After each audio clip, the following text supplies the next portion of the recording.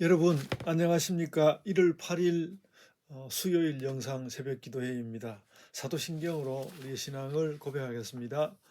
전능하사 천지를 만드신 하나님 아버지를 내가 믿사오며 그 외아들 우리 주 예수 그리스도를 믿사오니 이는 성령으로 잉태하사 동정녀 마리아에게 나시고 본디오 빌라도에게 고난을 받으사 십자가에 못 박혀 죽으시고 장사한 지 사흘 만에 죽은 자 가운데서 다시 살아나시며 하늘에 오르사 전능하신 하나님 우편에 앉아 계시다가 저희로서 산자와 죽은 자를 심판하러 오시리라.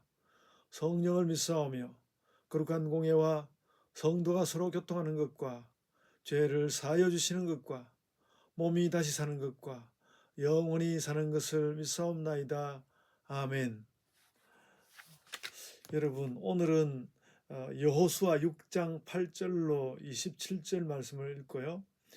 여리고 함락과 라합 특별법이라는 제목으로 말씀을 나누도록 하겠습니다. 먼저 오늘 본문을 읽어드리겠습니다.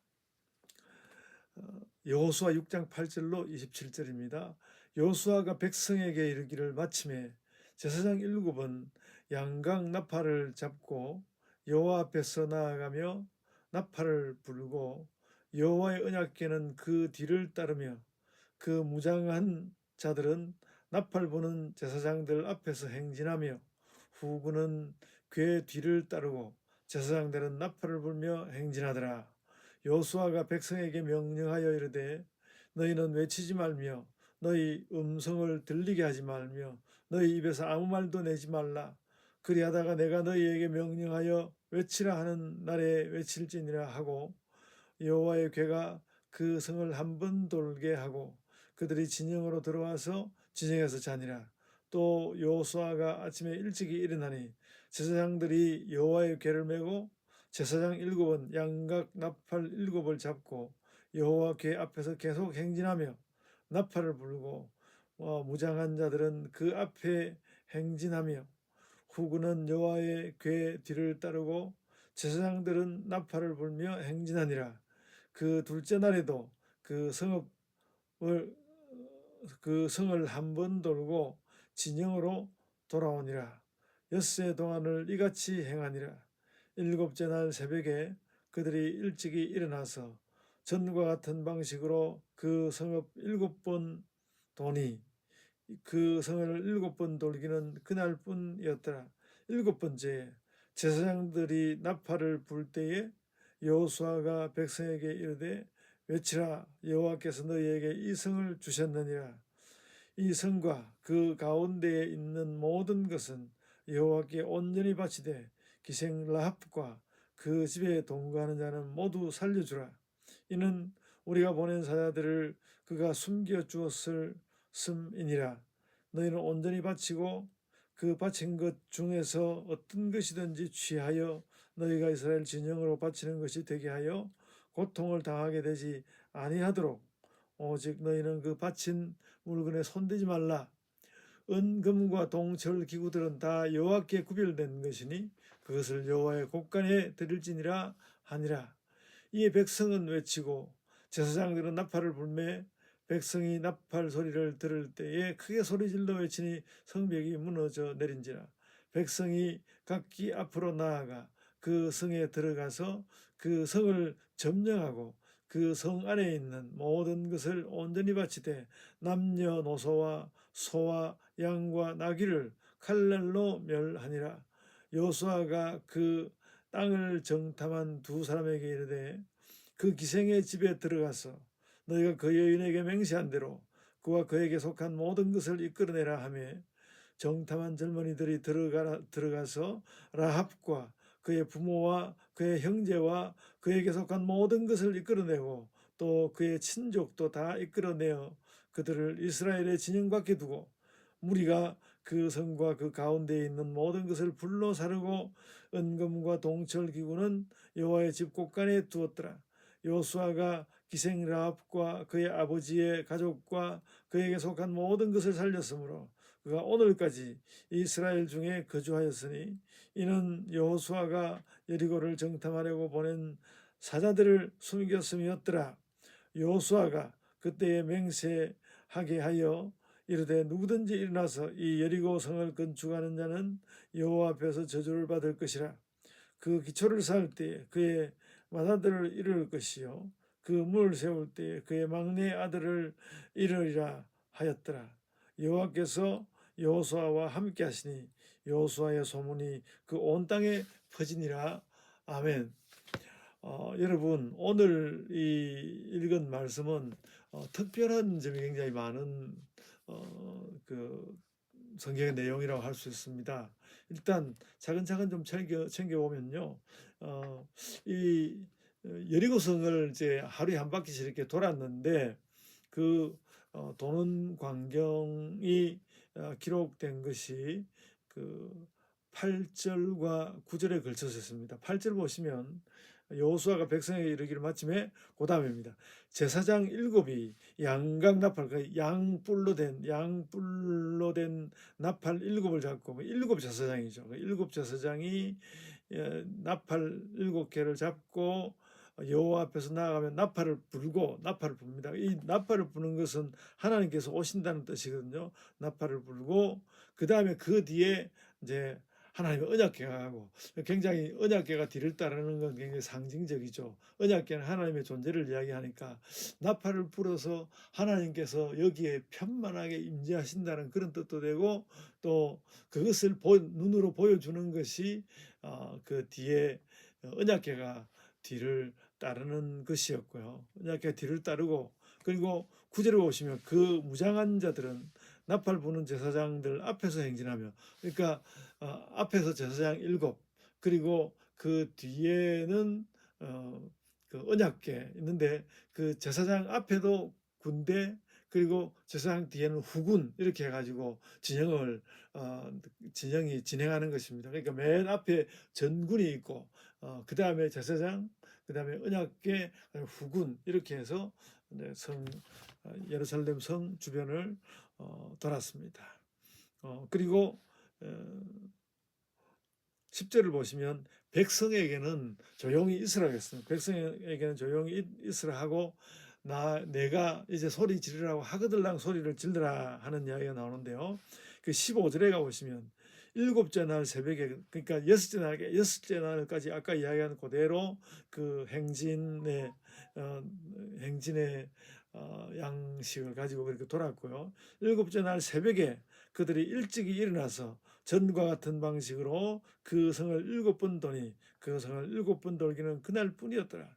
7번째에 제사장들이 나팔을 불 때에 여호수아가 백성에게 이르되 외치라, 여호와께서 너희에게 이 성을 주셨느니라, 그렇게 말했는데, 그래서 이제 7째 날 7번째에 백성들이 함성을 지르고 그래서 결국은 이제 그리하여서 여리고성이 무너지는 것이죠.